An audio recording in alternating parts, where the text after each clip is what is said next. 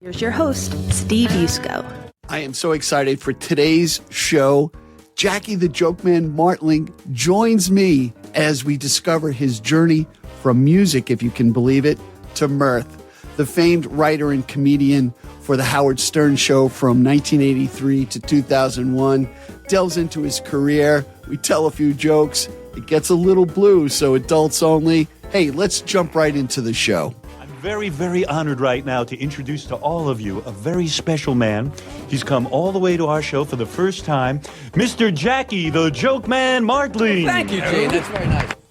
Hey, everybody. I am so excited about the show today. You know, the Long Island Sound is all about music and entertainment, and we've got the guy who's got a little bit of music and a lot of entertainment. I want to welcome Jackie the Joke Man to the Long Island Sound podcast. Jackie, so great to see you. Thank you. Thanks for having me. I got to get some people to that show. It looks like people are kind of excited about it, though, so I don't think we're going to have trouble filling it up. Yeah, well, I tell you, I'm going to send social media out. I'm going to be at the show as well. Just what Jackie's talking about on January 27th, there's going to be a screening of your documentary, right, I believe? Yeah. Called, you haven't heard this one. And No, that's actually the tagline. The name of it is actually Joke Man. Joke Man, got and it. That's just the slug line is just you haven't heard this one, you know. Got the slug line, got it. Hey, I'm learning shit. What can I tell you? There you go. Hey, so I'm an old Island Trees, Levittown guy. I graduated high school in '79. I've seen you perform. I tell you, it's one thing, and I got to tell you, I'm a little starstruck here, so just bear with me. I'm really enamored by musicians who've woodshedded their craft and comedians who can get up there on stage and do what you do. And it's just, I tell you, I think I was reading one of your bios. They call you a savant of remembering every joke you ever told, which I think is kind of amazing.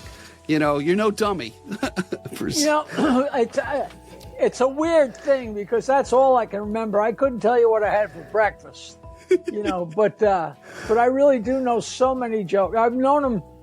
It's not that I just, you know, I started doing comedy just because I bailed out of music because I wasn't making any money and I didn't see any success in my future. And I just said, well, let me just tell these jokes on stage so I can come up with something better. And I never looked back. I just got luckier and, you know, luck favors the prepared, you know. But I had known all these jokes. I had been telling them and listening to them and repeating them ever since I was a little kid. And by the mid-'70s, when we had our band, the Off-Hour Rockers, we played all over Long Island, and we played songs and told jokes. And, of course, if you tell jokes on stage, everybody's like, I got a joke for you. And nobody ever had a joke for me that I didn't know. And that was in the 70s. That's 40 years ago, 50 years ago, you know. So I tell you, that's amazing. I think everyone has somebody in their life who, you know, they tickle your funny bone, right? And, you know, I'm thinking of my friend Bob Murray. He always has a joke. He's a great businessman, and he kind of just draws you in. He almost kind of leans in a whisper and tells the joke, and then it's like, you know, 3, 4 rapid fire, and you walk away smiling, and you're not worried about your troubles. And I think that's what you bring your audience for sure. And, you know, people like that. You know, if you bring a smile to somebody's face, they're glad to see you. You know, they're glad to see you the next time. You know, they seek you out, which is great fun. And if you're a ham that likes to tell jokes, it's a you know, it's a symbiotic relationship. You know. Right. Well, you know what is I've been delving into a lot of stuff on YouTube, refreshing my memory about your act and what you do. And what really kind of got me was you got a great smile, you know, and you just bring that. There's like this sense of joy, and I look at that musicians who have a sense of joy when they're playing. It's like you just brought me into your living room with your smile, and then you kind of hit it. You know, it's a skill for sure. You know, it's got nothing to do with anything really. Okay. But it's always bothered me watching great musicians or great singers or performers. And I just want to go up and shake them and say, you know, if you made it look like you were having a little bit better of a time yourself, it would just enhance it for everybody else. It's not going to change a note on your guitar or a chord on your piano, you know. But some people just look like they'd rather be anywhere than up on that stage. I'm like, Jesus Christ, man, you're lucky. Enjoy yourself, Well, yeah, it's true, but it's also, I think, and I've looked at entertainers on both sides of it, is when you become more transparent, obviously when you become more relaxed with yourself and know your gig, that just really lets people in. It's not easy for a lot of people. I've been on stage a couple of times with my daughter doing puns at this place called the Punderdome, and I did 2 minutes, and it scared the shit out of me.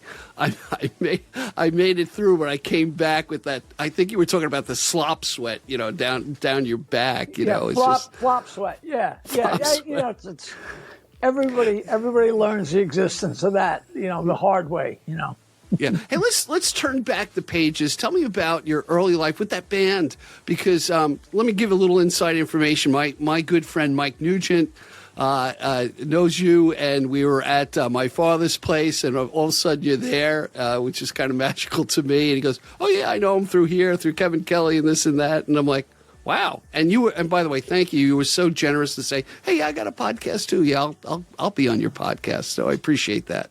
Sure. Let's turn back the pages to the music part of it. I want to get because I even spoke to my wife, and she's like, "Jack, he's a comedian. What's he doing on Long Island Sound?" I said, "He's a musician too," and many people I don't think know that. So tell me about those early years. When I was a kid, I went to kindergarten with my friend Chris Spates, and we went all through school together. And come around, I guess 8th grade, I caught wind. We were a very small school, but I caught wind of that he was playing the guitar. I don't know how I knew that. And I went up to him and said, "Hey, Batesy, are you playing the guitar?" And what happened was, and this is how I'll date myself right here. He went to Sunday school, and there was a girl in his Sunday school class who said, "Oh, you know who's really cool? Ricky Nelson is so cool." Back in those days, there was a show called Ozzie and Harriet. Sure. And Ricky Nelson was literally the first music video. At the end of every Ozzie and Harriet, Ricky and his band would play a song, and he would croon, and of course he sold millions and millions of records, and he did look very cool and very Elvis-like with his little sneer, and they were great songs, of course, written by the greatest, Ozzie Nelson and Harriet. They were band leaders in the 40s, so they had access to everybody.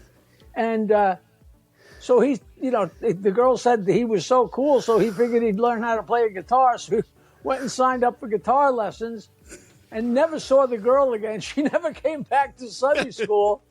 Right. He said, "Yeah, I'm learning the guitar, and I'm a little ways along." And he said, "If I taught you a couple chords, we could have a band and have a lot of fun." I said, "That's amazing. Sounds good to me." He actually said to me, "I could teach you 4 chords, meaning C, A minor, F, G," which is like the typical rock and roll podcast.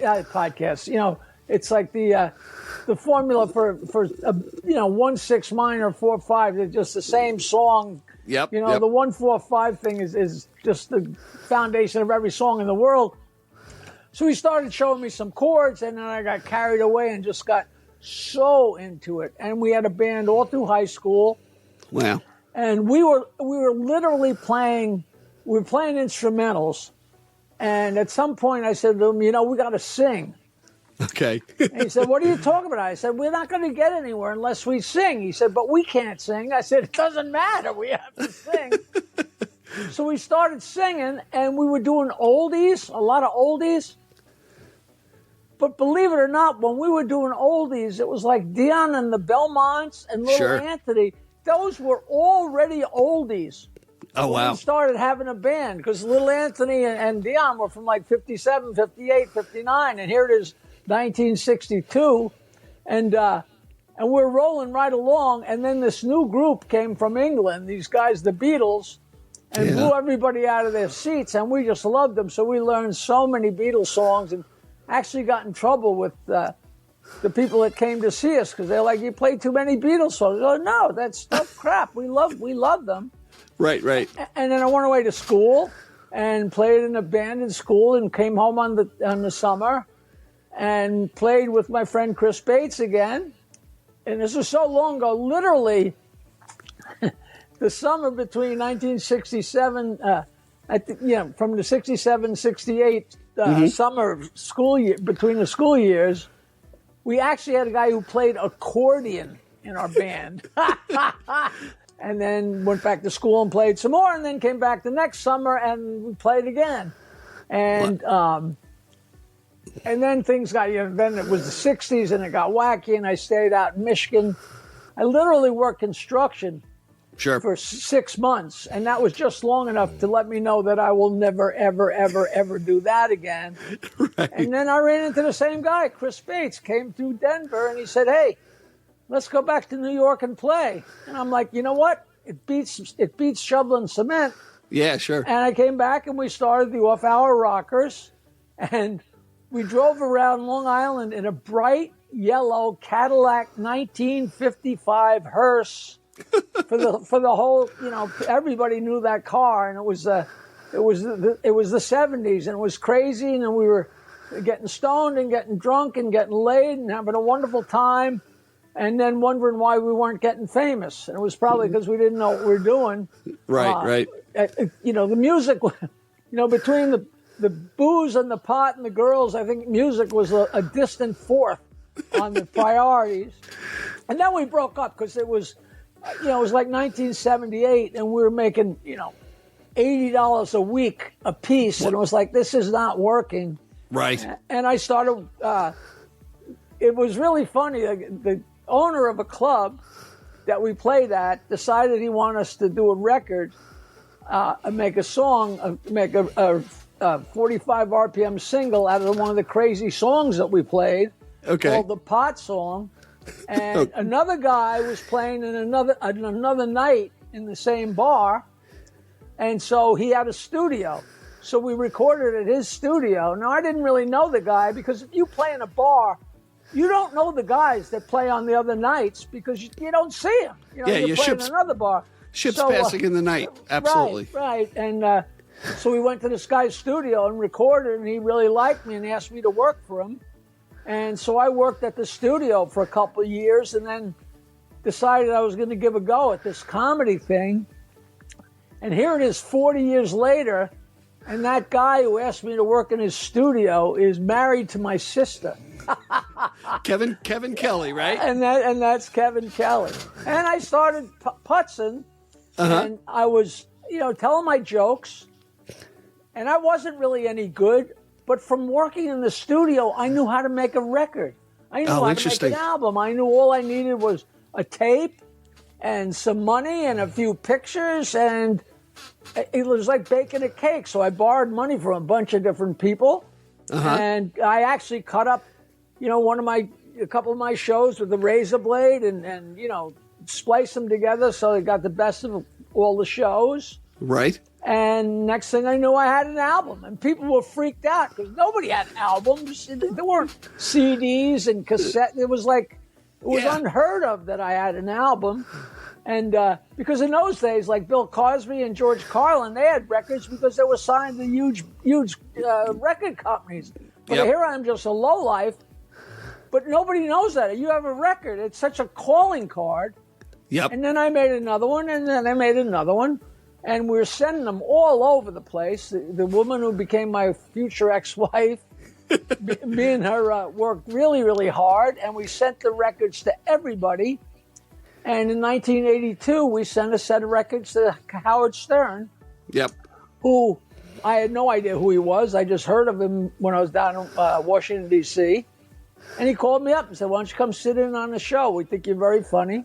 And I went in and sat there, and they said, you're a lot of fun. Come back next week. And, next thing I knew, old Jed's a millionaire. It was that simple, It's just amazing. As I'm listening to your story, one, I'm thinking about the branding of the hearse, the yellow hearse. You're marketing yourself, even though you're running around in this hearse, right? And then you're doing what I think successful people do is you're throwing the spaghetti against the wall, to see what really sticks. Just one foot in front of the other. I had no idea. I didn't have a goal in mind.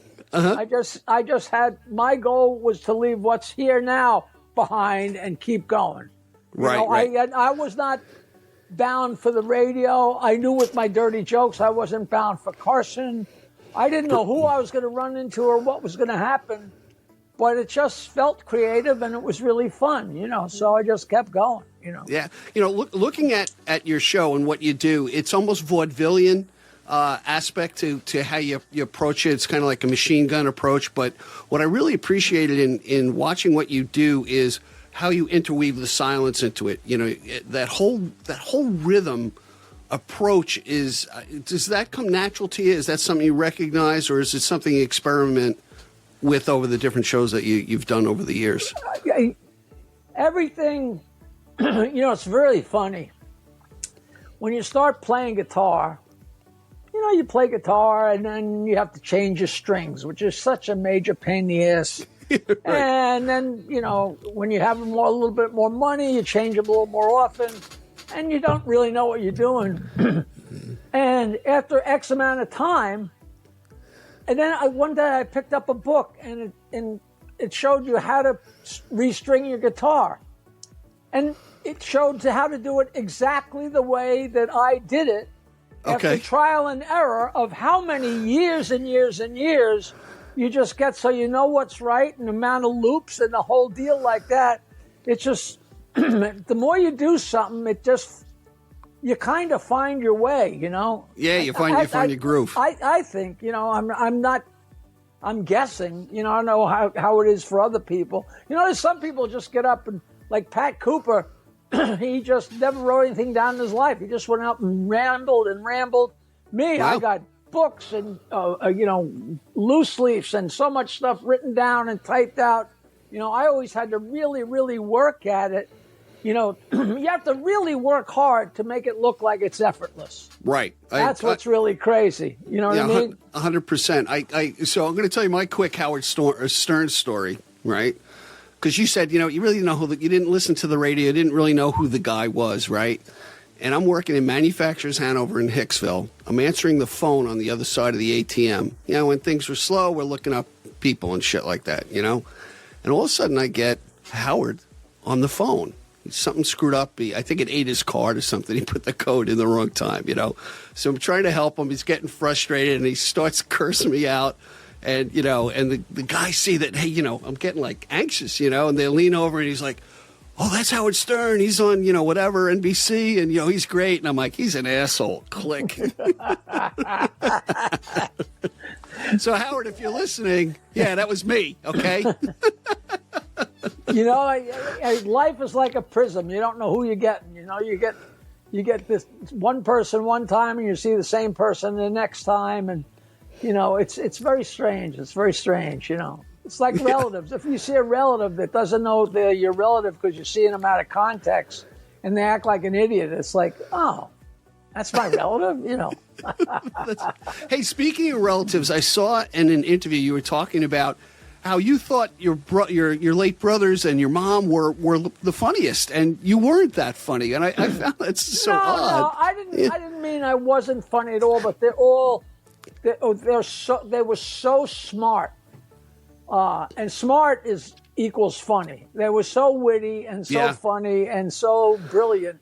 I didn't mean I wasn't funny. I was always trying to be funny. Right, but it wasn't like, hey, Jackie's the life of the party, let's just watch him. It was like it was equal guns, Yeah.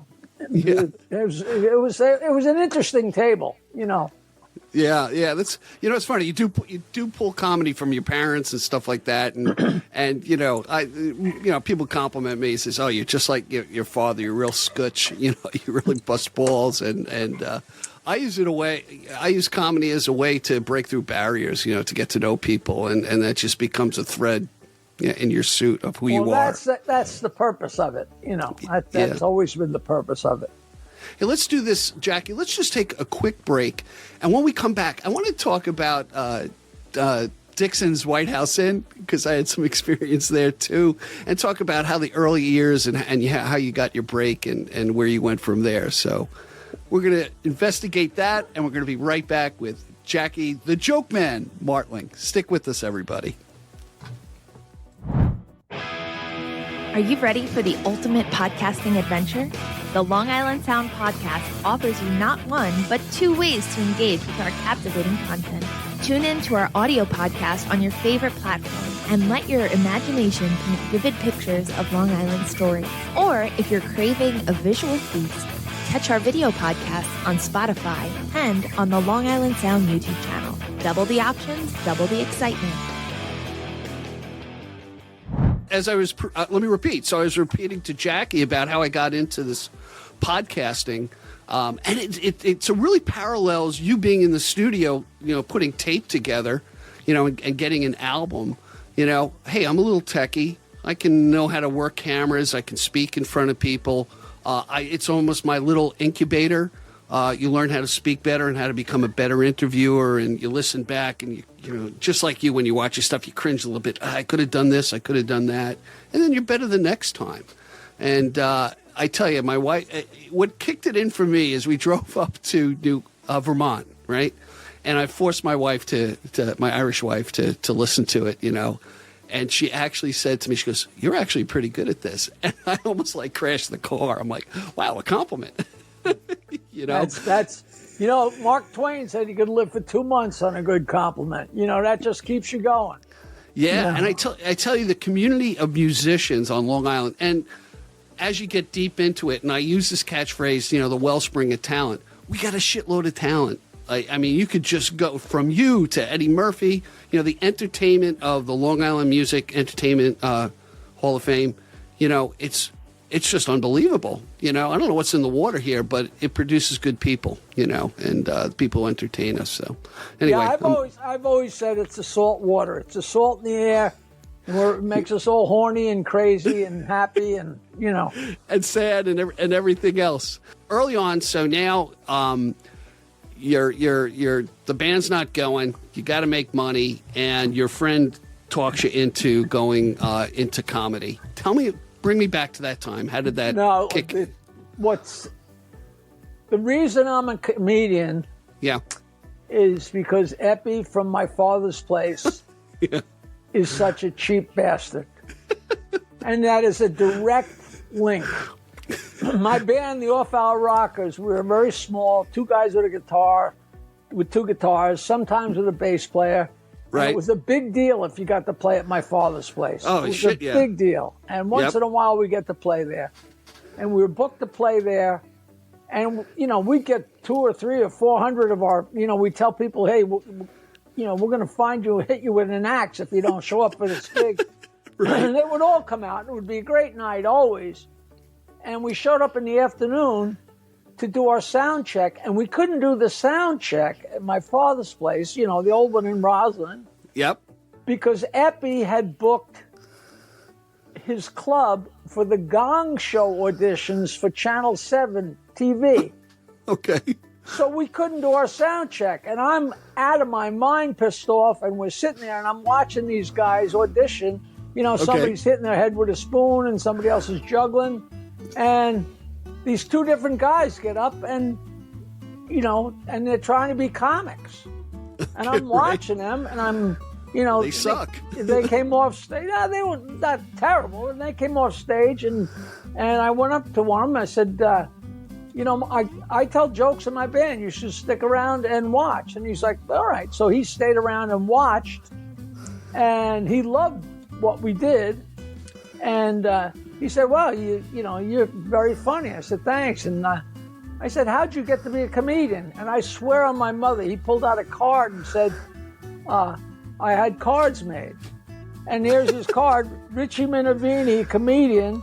And his agent was Betty Patterson, who was Patty Smythe's mother, of all the craziness. Wow. And he says, we do our comedy at Richard M. Dixon's White House Inn. You should come over there and meet the guys. And I said, sure. And I went over there, and it was me and Minervini and Bob Nelson, Rob Bartlett, Dave Hawthorne, Bob Woods, Eddie Murphy was there. It was Bobby Collins. Like, everybody wasn't there every night. Like, it was like a mix and match, whoever showed up. Sure. And Dixon didn't like me because I was dirty. And he was a fruitcake anyway. But we had fun, and then he wouldn't pay us. He'd only give us $5 a piece and a few drinks. So we found a place in Huntington that would let us take the door. Right. You serve the drinks and the food, and we'll take the door. And me and Richie Minervini, we started the show at Cinnamon in Huntington. Oh, and sure. That's when I created 516-922-WINE, my dirty joke line. I created that specifically to promote the shows at Cinnamon in Huntington, which within a year and a half or so blossomed into the East Side Comedy Club, which was the first comedy club on Long Island. So it was a whole linear one thing after the other, and it was all because Epi was so cheap that he stuck that stupid gong show. I might have eventually met Richie or something, Right. That was the path I was kind of on, but who knows, but it was just it's just perfect. It's amazing. For those who don't know, and Richard M. Dixon's White House was this little club on 107 in Seaford or Massapequa. I don't know, the lines there kind of change. And it was a guy who owned it was quote a Nixon a lookalike, to a certain degree. He actually had his face surgically altered to look more like Nixon. Holy moly, that's nuts. Well, I'm going to tell you my Epi story. So Mike Nugent introduces me. Oh, I know Epi. You should talk to him. So out of the blue, I call him one day, and he was annoyed. Just that podcasting is like, I don't know how you son of a bitches make any money. These fucking podcasts, blah blah blah blah. And then he's going on and on. I'm like, hey, no, Epi, you don't have to be on. Blah blah. He goes, well, if you wanna ride somebody's coattails, this guy Derek Adams, you gotta get him on your program. Just same thing, just like this circumstance. I wouldn't have got Derek, who's a phenomenal guitarist, on the program without that curmudgeon experience. And who knows where it's going to lead? It's just amazing. It's so funny. The first time I ran into Robert Klein, I don't know, decades and decades ago. But I don't know where I was or where we were. He was good friends with Rodney Dangerfield. Okay. But that's not where I met him. And he was somewhere, and maybe a radio function or something. And I said, God, well, I want to talk to Klein. And then the light bulb went off in my head. And I walked up to him and said, hey, Robert, Epi says hello. And he looked at me and smiled, and he said, how much does he owe you? I said, a lot. He said, me too. And we've been friends for 40 years. Oh, man. That is just great. It's funny. You would talk about, I think it was Brennan. One of the comedians said, one of his successes in earning somewhat of a living in comedy was, he goes, I had a buddy who stood at the door and kept everybody honest with the clicker when they came through the door when he was getting a piece of the action. It's just it's amazing. It was a necessity. Yeah. So now all of a sudden you're a local known entity. Okay, you've got this great skill to remember every joke, which is fascinating. I think I remember like 3 standard jokes, which I got to work on that. But so now you send these albums out, you send it to Stern, and then you start going there for free, from what I understand. What happened was I went in there. He called up my office was in my mother's attic. And that's where we had all the dial-a-joke machines. I literally had phone mate answering machines with separate tapes. You really? You would not believe it, And so the phone rang, and it was Nancy called from the house that we had finally rented. We were renting a house, but we still had the office was still in my mother's attic. And she said that disc jockey Howard Stern called. He wants you to call him. So I called, and he got on the phone right away. He said, we think you're really funny. Why don't you come in? We're having a talent contest over the telephone. And at the time, I had started Governor's Comedy Shop. Oh, right. I remember. In Levittown. Yeah, and I was booking all those acts, and I was actually making a little bit of money doing it. But all of a sudden, here's a phone call from, 30 Rockefeller Plaza, which is not Levittown. And I said, sure, I'll come in. I went in, and I sat there with Howard and Robin and Fred. And we laughed for 4 hours. And at the end of the show, Howard said, you're a lot of fun. Why don't you come back next week? Well, I said, sure. So I came back the next week. And then after a couple of weeks, they said, we really need a piece of business with you. And I told them, well, I know so many jokes. I say, I play this game, the audience yells the subject, and I give them a joke. Wow. And he said, well, why don't we make it 2-line jokes, and we'll call it Stump the Comedians, and you could bring in your friends. And it was so funny because I'd try and get people to come on the Stern Show with me. And there were people, like if I said to you, Steve, you want to come on the Howard Stern Show? And they would say, what's it pay?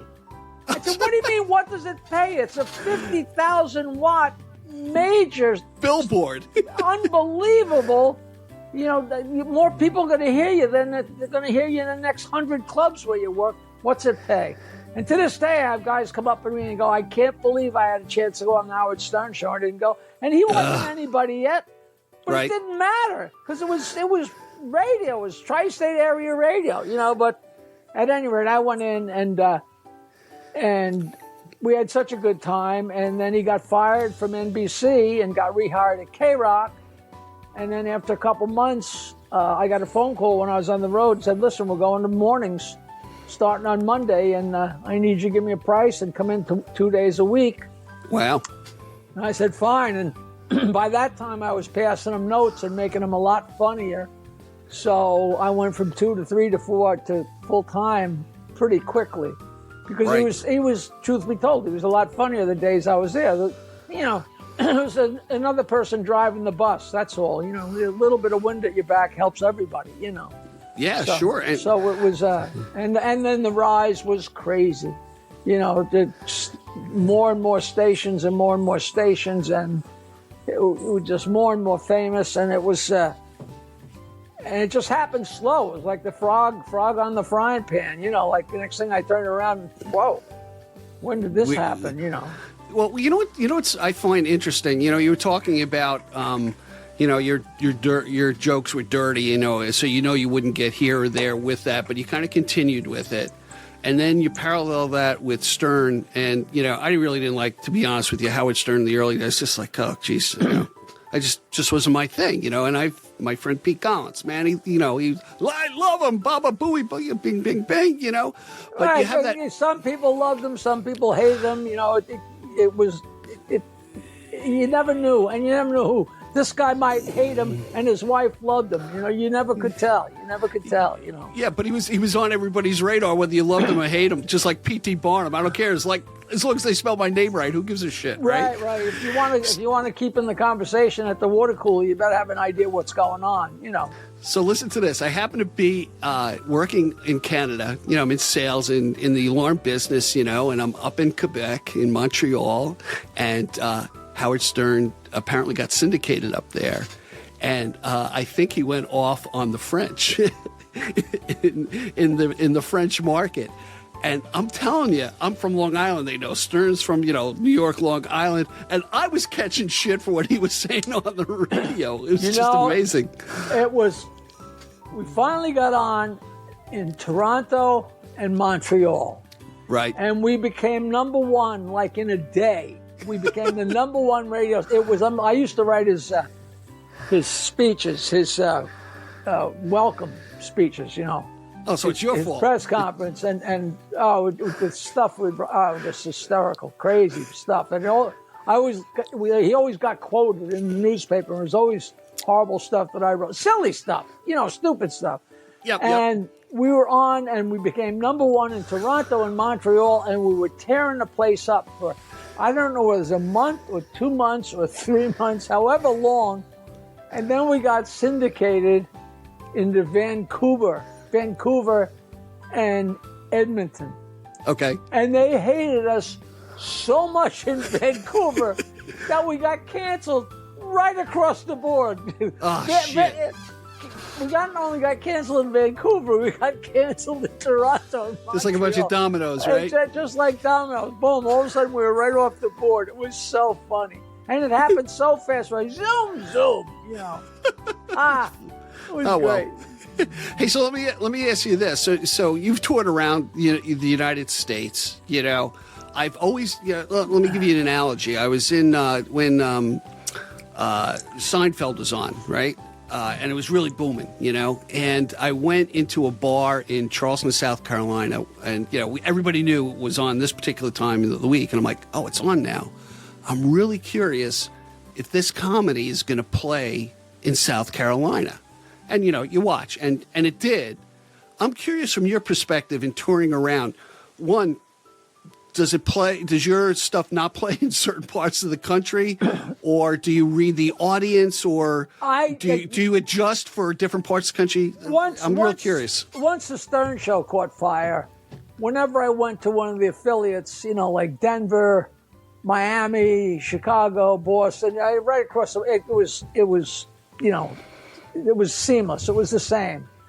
In the early days, like I tell jokes, I tell dirty jokes, and dirty jokes are dirty jokes.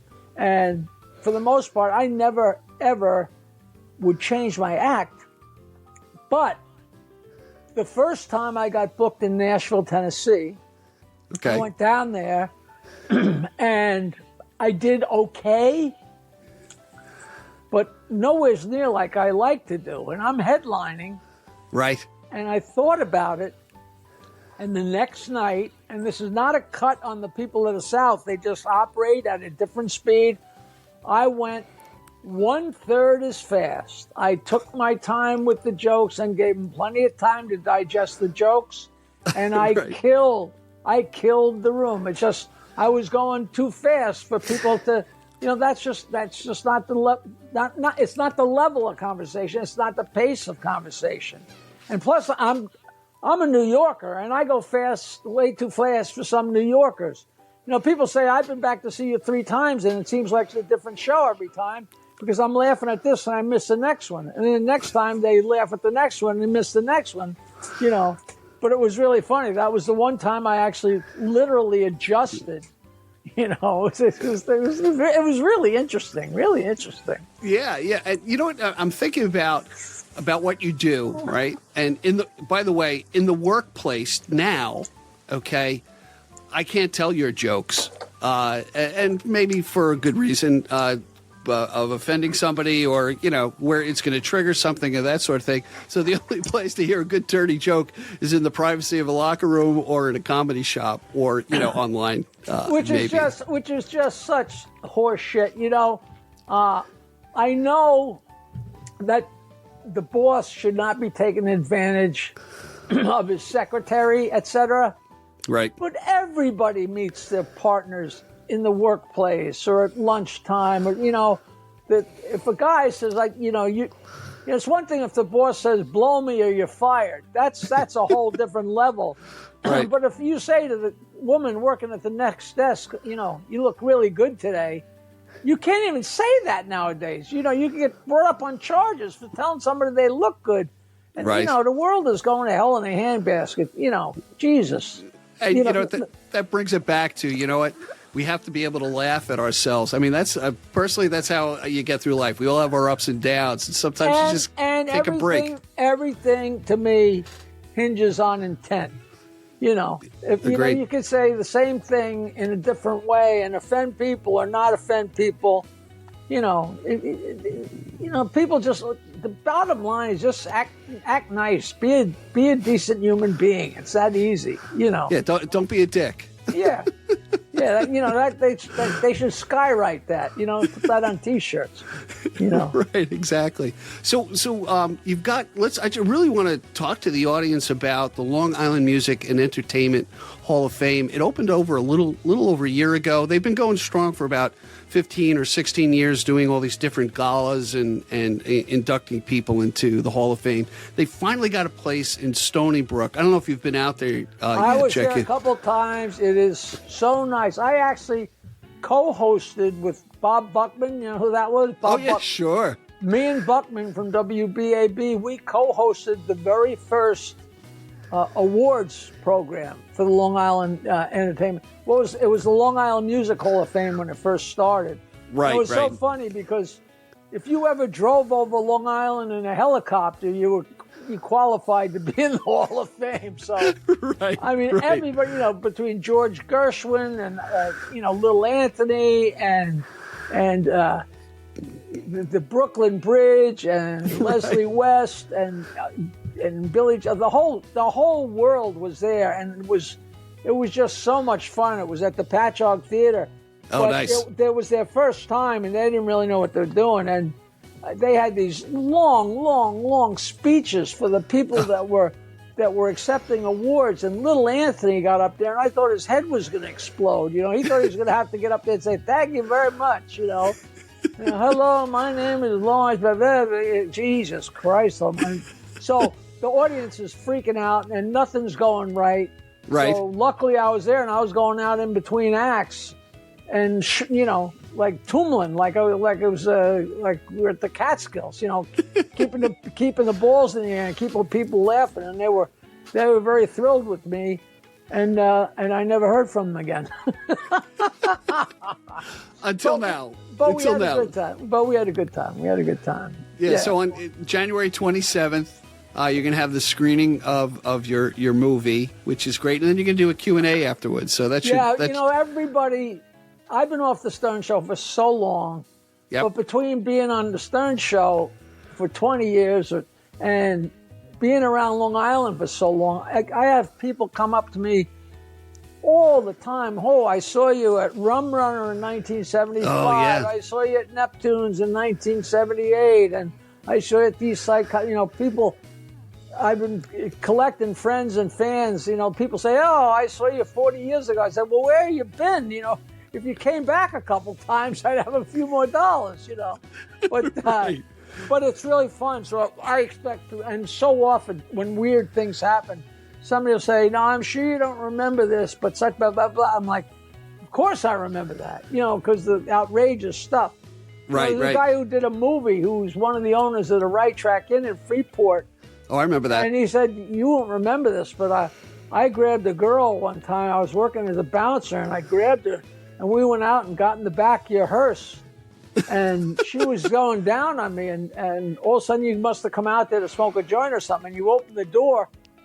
It was pretty obvious what she was doing." And he said, "And you just grabbed her and gave her a big kiss on the lips and then set her back to work." I said, "Of course I remember that. That didn't happen every minute. You know, that was kind of a fun thing. You know, it was so silly." Oh, man, that's a wild story, man. Oh, God. You know, the back of our hearse. A hearse is a huge car, a huge, like, station wagon. And the back, we had a whole platform with a rug on it. So it was basically a floating motel room. You know, there was room for the equipment underneath, and the whole Right Track Inn used to empty out. At one point, we counted 18 people smoking pot in the back of the hearse. And then the door opened up, and there was a cop, and he was like, "Jesus Christ, what do you guys?" And they just closed the door again and went away. They didn't give a fuck, you know. 1975, you know. Wow. So let me ask this: prior to the Stern Show, you're on the comedy circuit. Were you just local, or were you like regional with it? I was producing. For the most part, I was producing shows. I was until Governors. There was like a couple of years there where every bar. I put shows in Reinhardt's in Bayville, and the Park Lounge out in Suffolk, and Heckle and Jekyll's in Massapequa. I can't even name them, but every place. I had these, they'd give me money, and I'd pay the comics, and I'd bring the sound system. And I just created work for guys because there was no places to work. There was no East Side Comedy Club yet, I did that and did that. Then when I got Governors, my deal with Governors was I was allowed to go 1 week out of the month, and I started, getting more well-known. So I wouldn't take tours. I mean, I went on maybe 2 or 3, like I toured the South with Rich Jenny, who was an amazing comic. And this is so long ago that I was actually the headliner, and he's the middle act, and he wound up being one of the funniest guys in the world. And we went away for, I think, 6 weeks, a week in Augusta, a week in Atlanta, blah, blah, blah. Mm-hmm. But for the most part, I go like Chicago and come home. Or I go to Fort Wayne and come home. And I'd go to the Virginia Beach Comedy Club and come home, and go to Boston and I went to Niagara Falls. I went to Saratoga a lot. I went to Poughkeepsie a lot, all over Jersey, all over Pennsylvania. Just like millions and millions of these gigs that you don't realize how many there were till you start thinking back about them. Whoa, St. Louis, a couple in L.A., a couple in Las Vegas. There was, a couple in Texas. Oh, wow. And, it wasn't big money. It was, you're just glad to be working, Yeah, sure. Just surviving, getting gigs and moving on that, So you still touring these days, or how does it look for you now? I just go and I do a show and come home. Sometimes I'll have 2 shows on a weekend. Sometimes I'll go a month without having a show. Right. It's very hit and miss, and everything got really screwed up with the pandemic. So let me ask you this. When you decided to say, yeah, we want to do a documentary, it's almost like this is your life, Jackie Martling, bruises, scars, ups, downs, alcohol, you name it. Hey, it's almost, you're really making yourself transparent to people. And then you're having people. What happened was that these people wanted to do it, and they started, and then I had a radio show on Sirius XM for 8 years with my good fellow Fryer and good friend Ian, who has a production company, and he said, I don't like the way they're doing your documentary. I want to do it.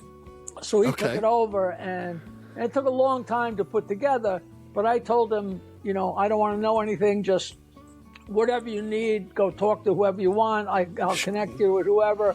I'll give you all my pictures, everything, But, sure. Don't, not that there's any real punches to pull. I mean, I never murdered anybody or anything. But, there's plenty of scabs and calluses in my life, and that's fine, So. Hey, you know what? I think that's the transparency that we talked about earlier.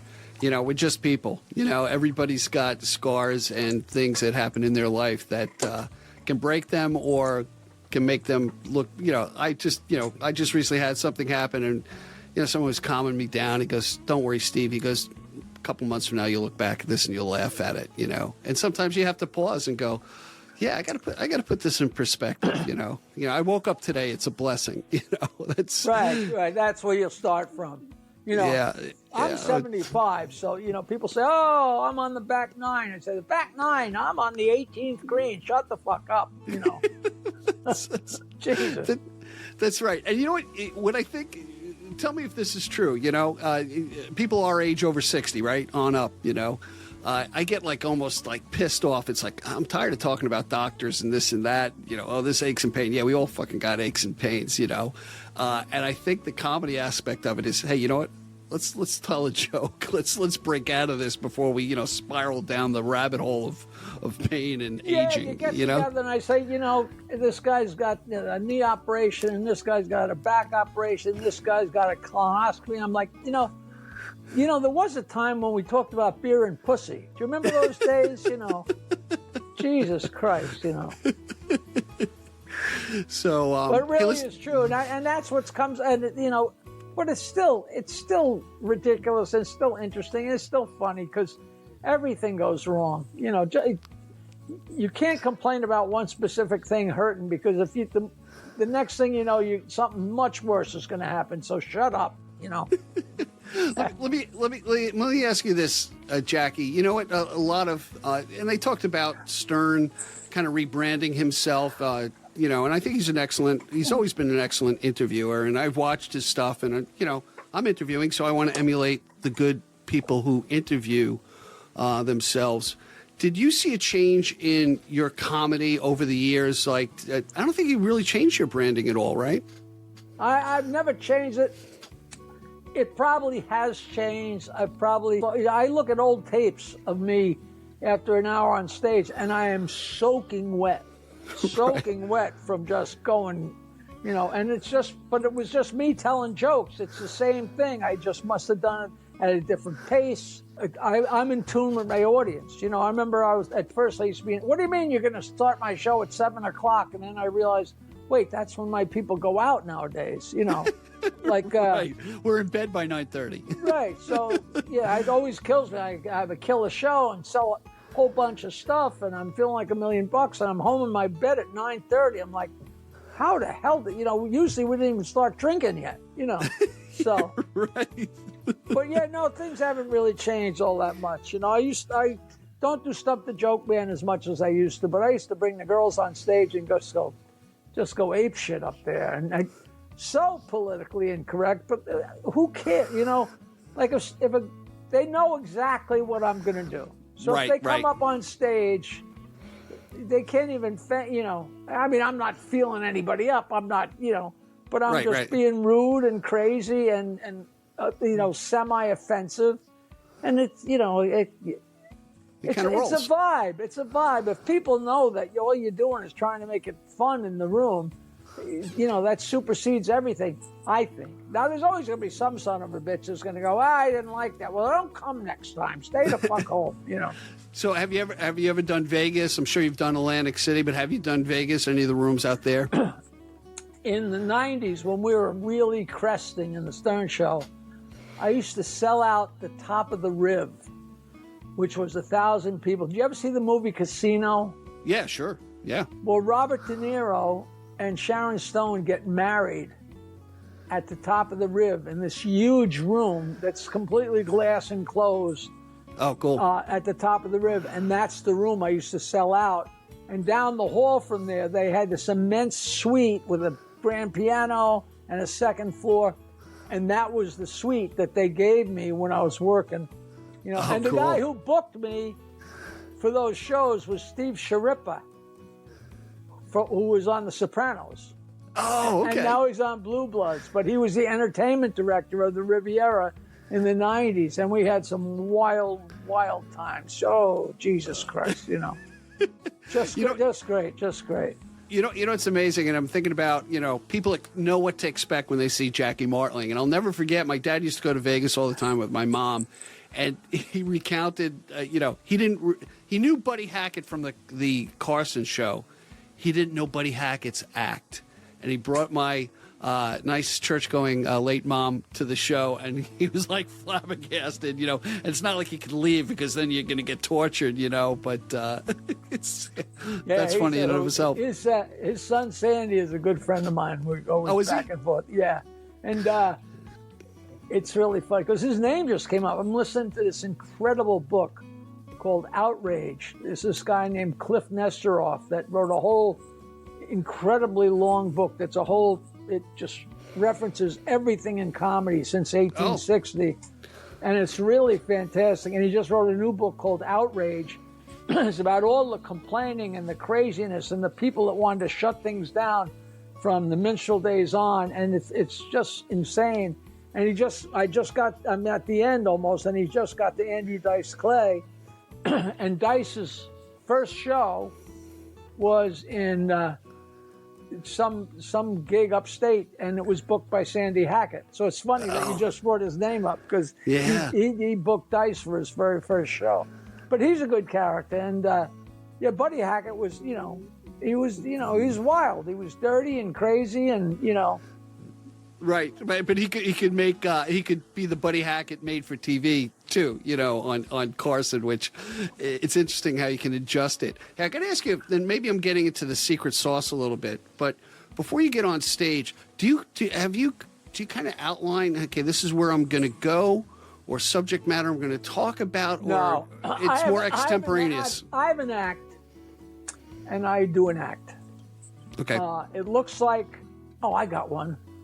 Oh, here's another one. But it's an act. I know everything I'm going to say.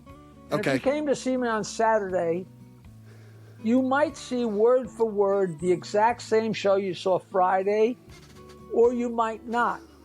And the way I explain it to people, it's like if I drive from Bayville, from Oyster Bay, if I drive to Manhattan on the expressway, I'm going to go past every exit. People say, how do you remember all those jokes? Well, how do you remember to go past every exit on the expressway? They're just along the way. Right. But at any point, I can get off at New Hyde Park Road and go and piddle around and tell some different jokes and visit a whole other thing and either come back in where I got off or come back in a little further up on Little Neck Parkway because I know I've killed some time and I just innately know what's going to be roughly between 55 minutes and an hour and 10 or 15 minutes. Wow. And it's funny, your act is completely, the length of your act has so much to do with how good the audience is. Or not even how good they are, but how hard they laugh. Because sometimes you can have a great audience and they don't laugh that long. Right. Some audiences laugh longer because it takes them longer to get the joke. So it's funny, you never know. But for the most part, I know what I'm going to do, but I got so many jokes from so many different places that sometimes they just pop up, so. All right, let me put you to the test if I can. So, by the way, my mom was Polish, my father was not, but my dad would tell Polish jokes at the dinner table just because he could. Give me a Polish joke. First, I got to tell you. Okay. That growing up in the 50s, everything was Italian jokes. Okay. I never heard a Polish joke, ever. There was no Polish people up here where I'm from.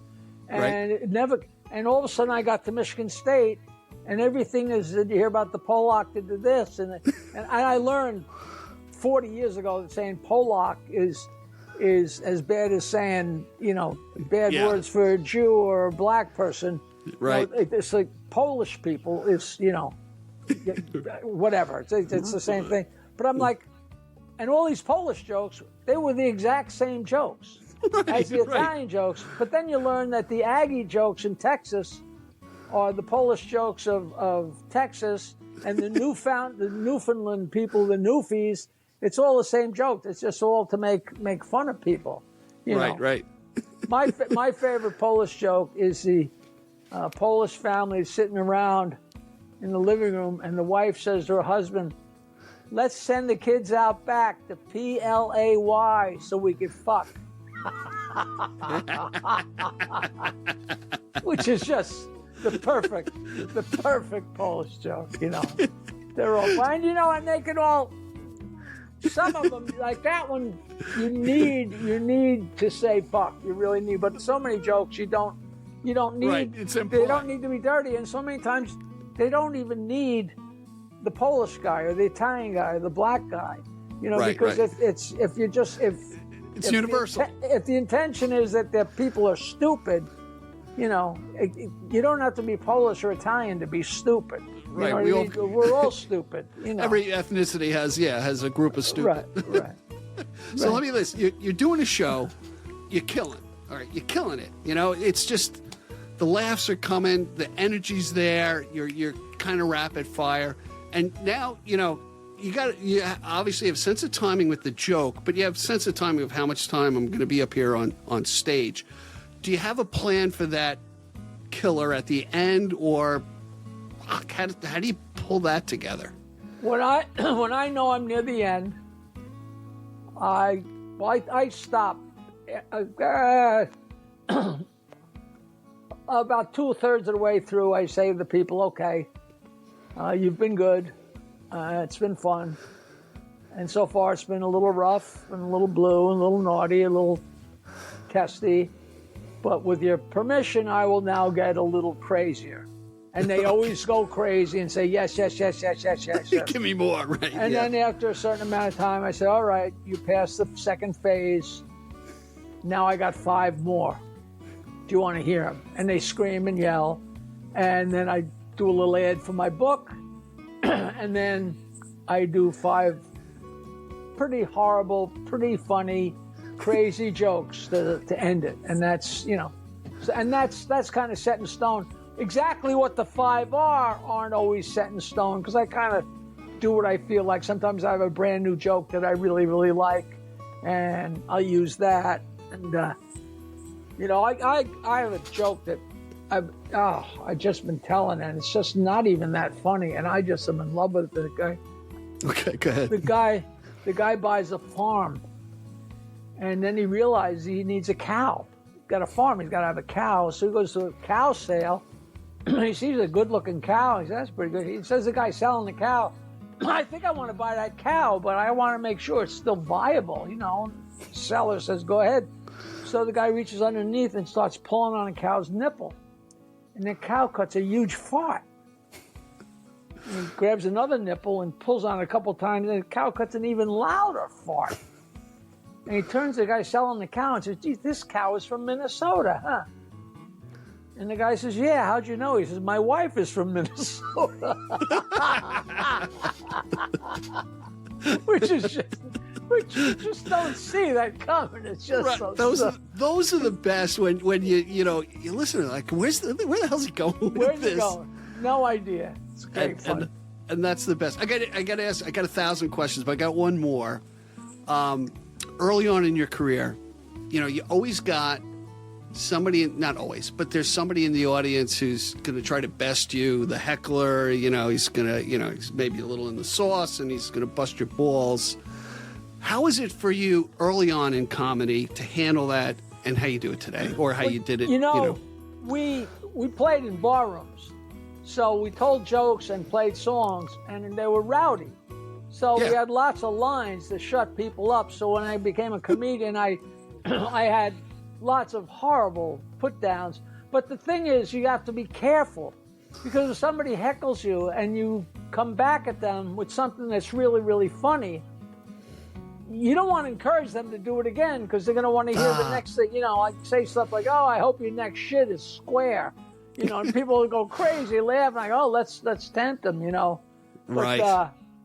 But I always had fun with the hecklers, and and then the stories about that are always great, always great. And the trouble is you can't reason with a drunk. You could be smart and witty, and it's just going to bounce off them if they're drunk and stupid. So you just got to play it as best you can. I had a table full. I was working at Rascals South in Ocean Township. Okay. And those were the best clubs, the Rascals Club. There's like 400 people packed in, and I'm destroying this place. And there's a little table in the front with about 6 guys, all guys, no girls, and they were bombed. And they're big Stern fans. I could tell they're having the time of their lives. And this one guy, heckled me a little, and you got to pick your shots. You let them say something here and there, because you can't respond after each one. That's the art. The art is not having the lines to shut them up. The art is knowing how to play it, and you always feel good when you do it right. Yeah. But this guy was a little too drunk, and he's giving me a little bit of crap, and I noticed that he was wearing a Rangers jersey, a Rangers ice hockey jersey. In Jersey. The next time he said something, he said, "All right, out in the hall, 15-minute penalty." And the bouncer came over and took the guy out into the fucking hall for a 15-minute penalty. It was the most creative thing I ever did. The crowd went nuts. And then after about 15 minutes, I said, "All right, you can let him back in." And he just walked back in with his tail between his legs and sat down, and he shut up. And it was just... And afterwards, the guys at the table were like, "That was the greatest." I'm sure they tell that story every night of their lives, because it was just perfect, That's where I think, one, telling jokes and then have situational comedy. It's just like being at the Thanksgiving dinner table or any dinner table, that you come out with a quip that is just so witty and so biting, and you look around and like everyone's laughing. I'm like, I didn't think it was that funny, but if you did, then it was. It's all, of course. No harm, no foul. The right thing at the right time is everything, Timing, rhythm, silence. I tell you. Hey, Jackie, I really want to thank you. You're really generous to come on the Long Island Sound podcast and tell us, about your life. I really encourage everybody to watch the documentary. Come to the Long Island Music and Entertainment Hall of Fame on the 27th of January. I'm going to do my best to be there, because I'm sure I got like 10,000 questions I didn't ask you. And I really think... People can come, they can ask anything they want. One thing I do cameos. Do you know what they are? Oh, sure. I charge like $75, and I do a couple a day. I actually make decent money, because everybody, tell my father a joke for his birthday, or just like you and George Santos, right? You're doing the... Yeah, you know what? What's really funny is when that moron got fired and they started talking about doing that, reminded the world all those cameos, all the, because people forget all about them, because it's the best gift. That's something that people have them for the rest of their lives, and it's a stamp in time and everything like that. And of course, I'm on Twitter. I don't do a lot on Twitter, but I put my gigs there, I put a joke here and there. Right. And I still got 516-922-WINE. My dirty joke line's been going for 44 years. Hey, can you? How do you find the cassette tapes for the answering machines? I don't know. How do you do it? At this point, it's the second line on my house phone, and I change it, every couple of weeks. I just sit there. It's just an outgoing message, and it's so ridiculous. But I just love being able to tell people it's still going, because the stories about that joke line just go on and on and on. My autobiography's out too, called "The Joke Man Bow to Stern," and people read it and like, wow, I didn't know any of this. I didn't know that's how it happened. I didn't know what because all people know is Howard's version of everything, not just of the show, but his version of my life, and and people find out I'm a generous, nice guy, and they're like, wow, that's not the guy that we know from the show. And Well, Mo didn't really used to poke Curly in the eye either, Right.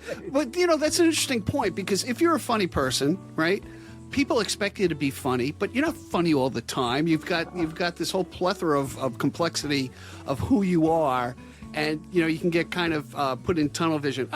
Be funny. It's like, okay, but there's more to it. And I think we saw a piece of that today in having our conversation with you. It was really a blessing to. Well, I was glad to do it, and my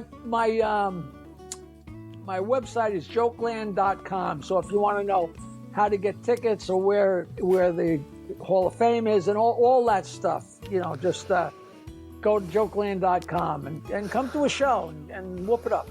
Yep. Everything is going to be in the description below with all of Jackie's links. And, man, really looking forward to the 27th of January. Thanks so much for being here. I really appreciate it. My pleasure. My pleasure. Thank you for joining us today. I appreciate the time you spent with us. Please subscribe and comment and visit us at gigdestiny.com. Until next time, be generous with your joy. Keep your spirits high, and let the music take you on a journey. Be well. Peace.